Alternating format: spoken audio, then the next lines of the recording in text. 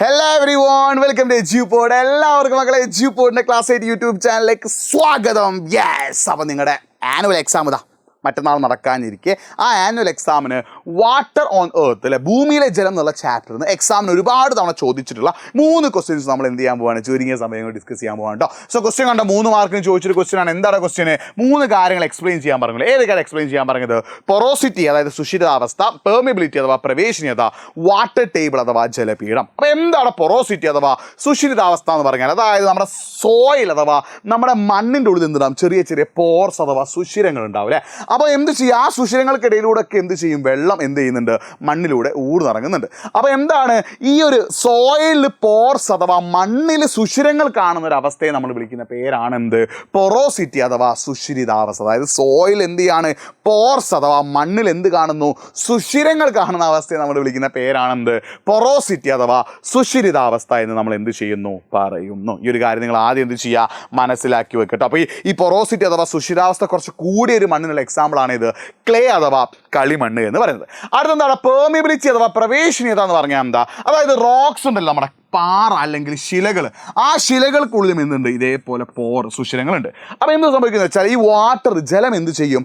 ഈ റോക്സിൻ്റെ ഉള്ളിലുള്ള പോർസ് അതായത് ശിലകൾക്കുള്ളിലുള്ള ദ്വാരങ്ങൾ അല്ലെങ്കിൽ എന്താണ് സുഷിരങ്ങളിലൂടെ എന്ത് ചെയ്യും? വെള്ളം ഇങ്ങനെ കടന്നു പോകും. അപ്പോൾ എന്താണ് ഈ റോക്സ് അഥവാ ശിലകൾ അഥവാ പാറകൾക്കുള്ളിലുള്ള പോർസ് അഥവാ സുഷിരങ്ങൾ എന്ത് ചെയ്യുന്നു? വെള്ളത്തെ കടത്തി വിടുന്നുണ്ടെങ്കിൽ അതിന് വിളിക്കുന്ന പേരാണെന്ത്? പെർമിബിലിറ്റി. സിമ്പിളായി പറഞ്ഞാൽ എന്താ? റോക്സ് ഉണ്ടല്ലോ, പാറകൾ, ആ പാറകൾക്ക് എന്ത് ചെയ്യുന്നുണ്ട്? റോക്സ് അഥവാ പാറകൾക്കുള്ളിലെ പോർസ് അഥവാ സുഷിരങ്ങൾക്ക് എന്ത് ചെയ്യുന്നുണ്ട്?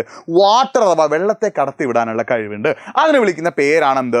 പെർമിബിലിറ്റി അഥവാ പ്രവേശനീയത. എന്താണ് വിളിക്കുക? പെർമിബിലിറ്റി അഥവാ പ്രവേശനീയത. അതായത് റോക്സ് അഥവാ പാറകൾക്കുള്ളിലെ സുഷിരങ്ങൾ എന്താണ്? പരസ്പരം കണക്റ്റ് ആയിട്ടാണ് നിൽക്കുന്നത് അല്ലേ.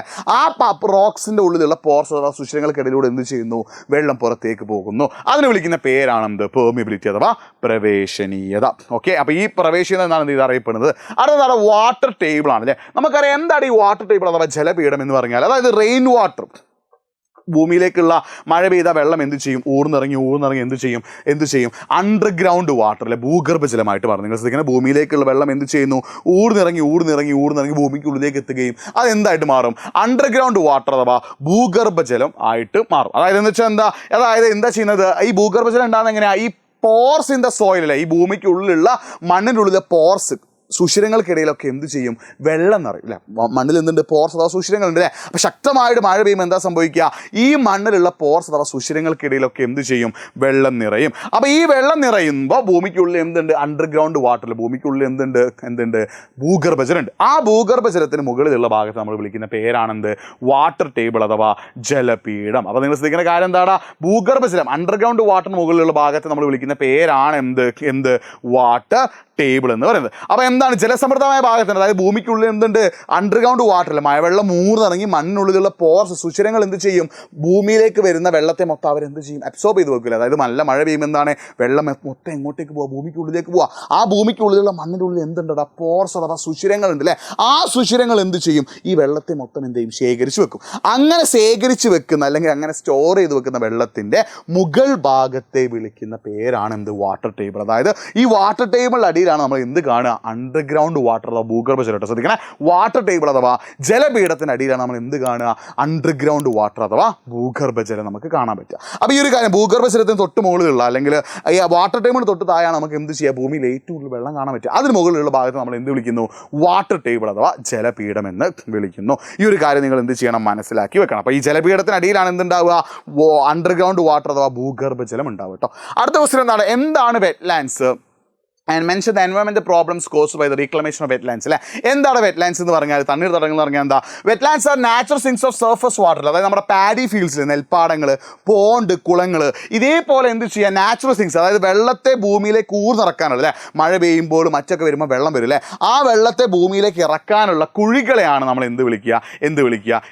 വെറ്റ്ലാൻഡ്സ് അഥവാ തണ്ണീർത്തടങ്ങൾ. അതായത് വെള്ളം കെട്ടി നിർത്താൻ സഹായിക്കുന്നത് അല്ലേ. ഇപ്പം നമ്മൾ വയലിലൊക്കെ പോയാലും കുളത്തിലൊക്കെ പോയാൽ എന്താ? വെള്ളം അവിടെ കെട്ടി നിൽക്കുകയാണ് ചെയ്യുക. അപ്പോൾ അതായത് മഴ പെയ്യുമ്പോൾ മറ്റൊക്കെ ഉണ്ടാകുന്ന വെള്ളത്തെ കെട്ടി നിർത്താനും ഭൂമിയിലേക്ക് ഇറക്കാനും സഹായിക്കുന്ന ഭാഗങ്ങളെ വിളിക്കുന്ന പേരാണെന്ന്?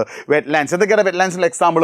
പാഡി ഫീൽഡ്സ്, നെൽവയലുകളുണ്ട്, പോണ്ട് കുളങ്ങളുണ്ട്, സ്വാമ്പി റീജിയനിൽ ചതുപ്പ് പ്രദേശങ്ങളുണ്ട്. ഇതൊക്കെ എന്താണ് വെറ്റ്ലാൻഡ്സ് അഥവാ തണ്ണീർത്തടങ്ങൾക്ക് ഉദാഹരണങ്ങളാണ്. ഈ തണ്ണീർത്തടത്തിലാണ് എന്ത് ചെയ്യുക, നമ്മൾ വാട്ടർ സ്റ്റോർ ചെയ്യുക. അപ്പോൾ അണ്ടർഗ്രൗണ്ട് വാട്ടർ, ഭൂഗർഭജലം കൂടുതലായിട്ട് കാണുന്നത് എവിടെയാണ്? ഈ ഭാഗങ്ങളിലൊക്കെയാണ്. അപ്പോൾ പലപ്പോഴും നമ്മൾ വയൽ നികത്താറുണ്ട്, കുളം നികത്താറുണ്ട്. അതൊക്കെ കാരണം ചില പ്രശ്നങ്ങൾ ഉണ്ടാകുന്നുണ്ട് അല്ലേ? എന്തൊക്കെയാണ് പ്രശ്നങ്ങൾ? എന്ത് ചെയ്യുന്നു? ഒന്നാമത്തെ reclamation of wetlands which are the natural sinks of the water will lead to the severe environment problems like lowering of water level in wells. അപ്പോൾ നമ്മൾ ഈ തണ്ണീർത്തടങ്ങൾ നികത്തിയാൽ ആദ്യം സംഭവിക്കുന്ന കാര്യം കിണറുകളിലെ ജലനിരപ്പ് താഴുന്നു. അതായത് നമ്മൾ കുളങ്ങളും വയലുകളും അതേപോലെ ചതുപ്പ് നിലങ്ങളൊക്കെ നികത്തിയ മക്കൾ എന്താണ് സംഭവിക്കുക? നമ്മുടെ കിണറുകളിലെ ജലനിരപ്പ് എന്ത് ചെയ്യുന്നു? താഴുന്നു. അത് മാത്രമല്ല, flood become common in rivers, even slight ട്രെയിൻസിൽ, ചെറിയ മഴയിൽ പോലും എന്ത് ചെയ്യും? നദികളിൽ എന്തുണ്ടാവും? വെള്ളപ്പൊക്കം ഉണ്ടാവില്ല. കാരണം നല്ല മഴ പെയ്താൽ ആ മഴവെള്ളം മൊത്തം എന്ത് ചെയ്യണം? ഭൂമിയിലേക്ക് ഇറങ്ങി പോകണമെങ്കിൽ ആ നാട്ടിൽ എന്ത് വേണം?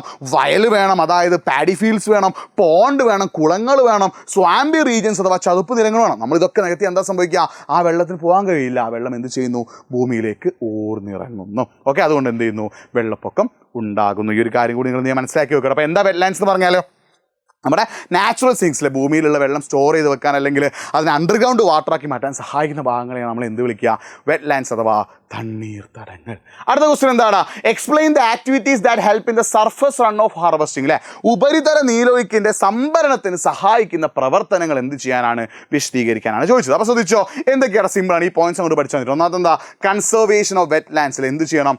തണ്ണീർത്തടങ്ങളെ നമ്മൾ സംരക്ഷിക്കണം. രണ്ടാമത്തെ പ്രൊട്ടക്ഷൻ ഓഫ് ഫോറസ്റ്റിൽ എന്ത് ചെയ്യണം?